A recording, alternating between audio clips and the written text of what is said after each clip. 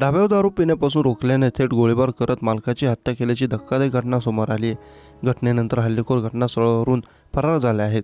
दरम्यान या घटनेची माहिती मिळताच पोलीस घटनास्थळी दाखल झाले। ढाब्याच्या मालकाचा जागीच मृत्यू झाला असून पोलिसांनी या प्रकरणी दोघांवर हत्या प्रकरणी गुन्हा नोंद केला आहे। उत्तर प्रदेशातील जौनपूरमधील ही घटना। याबाबत मिळालेली माहिती अशी की गौरा बादशाहपूर पोलीस ठाण्याच्या हद्दीत जौनपूर आजमगड महामार्गावर लकी ढाब्यात मध्यरात्री 12 वाजण्याच्या सुमारास गोळीबारामुळे खळबळ उडाली। या गोळीबारात ढाबा चालवणारा 24 वर्षांचा शहाजतचा मृत्यू झाला आहे। गोळीबाराच्या घटनेनंतर घटनास्थळी पोलिसांनी पंचनामा केला। पोलीस म्हणाले की 3 ते 4 जण बुलेटवरून आले होते। लकी ढाब्यावर बसून ते दारू पित होते। शहाजादने त्यांना ढाब्यावर दारू पिण्यापासून थांबवले। त्यावेळी सगळे उठून गेले, पण काही वेळाने ते परत आले आणि शहाजादवर गोळीबार केला।